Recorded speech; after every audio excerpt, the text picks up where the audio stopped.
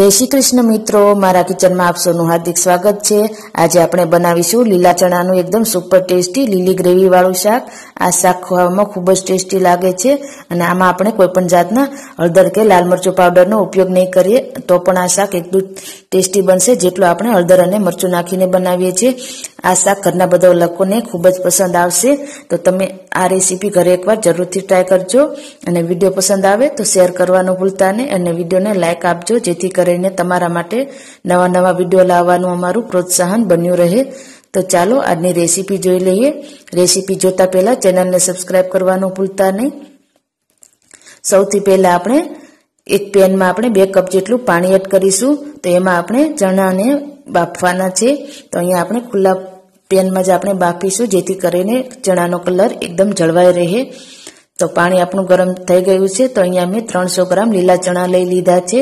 આ શાક હું 4 વ્યક્તિઓ માટે બનાવી રહી છું, તો એ રીતે સામગ્રી લીધી છે।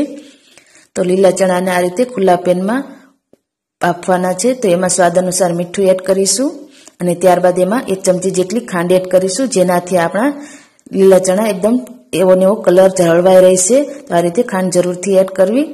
તો હવે આપણે ચણાને 4 થી 5 મિનિટ માટે બફાવા દઈશું। તો હવે 4 થી 5 મિનિટ થઈ ગઈ છે। તો તમે ચેક કરી શકો છો, સરસ રીતે આપણો ચણો આ રીતે દબાઈ જાય છે, એનો મતલબ આપણા ચણા સરસ રીતે બફાઈ ગયા છે।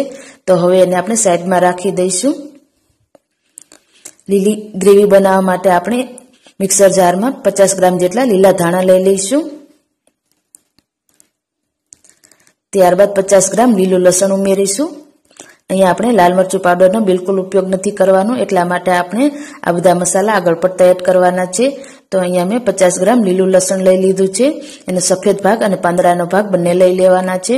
ત્યારબાદ 1 ઇંચ આદુનો ટુકડો ઉમેરીશું અને 4 લીલા મરચાં લઈ લીધા છે। તો અહીંયા મેં તીખા મરચાંનો ઉપયોગ કર્યો છે। હવે ત્યારબાદ 25 ગ્રામ જેટલા સિંગદાણા ઉમેરીશું। તમે અહીંયા સિંગદાણાની જગ્યાએ ખારી સિંગનો ઉપયોગ પણ કરી શકો છો। હવે આમાં એકદમ ઠંડુ પાણી એડ કરીને આપણે આની ફાઇન પેસ્ટ તૈયાર કરી લેવાની છે। તો એકદમ ઠંડુ પાણી બરફનું એડ કરવાનું છે જેથી કરીને એનો કલર એકદમ ગ્રીન જ રહે। તો અહીંયા મેં આ રીતે પાણી એડ કરીને સરસ રીતે ફાઇન પેસ્ટ તૈયાર કરી લીધી છે। તો હવે એને આપણે સાઈડમાં રાખી દઈશું અને શાકનો વઘાર કરી લઈશું। તો કડાઈમાં મેં 2 મોટા ચમચા તેલ ગરમ કરવા માટે મૂકી દીધું છે। તો તેલ ગરમ થઈ જાય એટલે એમાં 1 ચમચી રાઈ જીરું એડ કરી દઈશું। જીરું તતરી જાય ત્યારબાદ તેમાં હિંગ ઉમેરીશું, 2 સૂકા લાલ મરચાં અને ત્યારબાદ આપણે 2 ઝીણી સમારેલી ડુંગળી ઉમેરી દઈશું। તમે ચાહો તો ક્રશ કરીને પણ એડ કરી શકો છો અથવા તો સ્કીપ પણ કરી શકો છો। એ ડુંગળી આપણી જલ્દીથી સંતળાઈ જાય એટલા માટે આપણે એમાં થોડું મીઠું એડ કરી દઈશું જેથી કરીને આપણી ડુંગળી જલ્દીથી ગોલ્ડન કલર આવી જાય। તો આપણે અત્યારે ડુંગળીના માપનું મીઠું એડ કરી દઈશું અને ડુંગળીને સરસ રીતે ગોલ્ડન કલર આવી જાય ત્યાં સુધી સાંતળી લઈશું। હવે આપણી ડુંગળીનો સરસ કલર ચેન્જ થઈ ગયો છે, તમે જોઈ શકો છો કે એકદમ તેલ છૂટું પડવા લાગ્યું છે। હવે એમાં આપણે તૈયાર કરેલી પેસ્ટ એડ કરી દેવાની છે। તો અહીંયા આપણે બધી જ પેસ્ટ એડ કરી દઈશું। આ પેસ્ટને આપણે સરસ રીતે ડુંગળીમાં મિક્સ કરી દઈશું।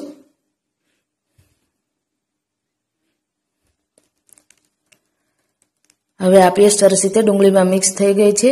તો હવે આપણે મિક્સર જારમાં થોડું પાણી એડ કરીને આ રીતે ગ્રેવીમાં મિક્સ કરી દઈશું અને આ ડુંગળીવાળી પેસ્ટને આપણે સરસ રીતે તેલ છૂટું પડવા લાગે ત્યાં સુધી સાંતળી લેવાની છે। હવે આપણી ગ્રેવીમાંથી સરસ રીતે તેલ છૂટું પડવા લાગ્યું છે, આ રીતે ઉપર તરવા લાગ્યું છે અને સરસ રીતે આપણી ગ્રેવી પાકી ગઈ છે। તો હવે એમાં આપણે તૈયાર કરેલા બાફેલા ચણા એડ કરવાના છે। તો અહીંયા આપણે મેં ચણાનું પાણી કાઢ્યું નથી, એમનામ જ રહેવા દીધું છે। તો પાણી સહિત જ આપણે એડ કરી દઈશું। અહીંયા આપણે ચણાના બાફવામાં પણ મીઠું એડ કર્યું છે અને ડુંગળીમાં પણ મીઠું એડ કર્યું છે। જો તમને જરૂર લાગે તો તમે મીઠું એડ કરી શકો છો। હવે આ ચણાને સરસ રીતે મિક્સ કરી દીધા છે। તેલ સરસ રીતે છૂટું ના પડવા લાગે ત્યાં સુધી ચણાને આપણે ચડવા દઈશું। સરસ રીતે સબ્જીમાંથી તેલ છૂટું પડવા લાગ્યું છે। તો સરસ રીતે આપણી સબ્જી બનીને તૈયાર થઈ ગઈ છે। તો આ શાકને બનતા બિલકુલ વાર નથી લાગતી, માત્ર 3 થી 4 મિનિટમાં સરસ રીતે તેલ છૂટું પડવા લાગ્યું છે। હવે એમાં આપણે 1 લીંબુનો રસ એડ કરીશું અને 1 ચમચી જેટલી ખાંડ એડ કરીશું. ખાંડ બિલકુલ ઓપ્શનલ છે. જો તમને ગોળ પસંદ હોય તો ગોળ પણ એડ કરી શકો છો. ત્યારબાદ સરસ રીતે મિક્સ કરી દઈશું. તો આપણી આ સબ્જી બનીને બિલકુલ તૈયાર થઈ ગઈ છે. તો એમાં આપણે 1 ચમચી ધાણા જીરું પાવડર અને લીલા ધાણા એડ કરી દઈશું.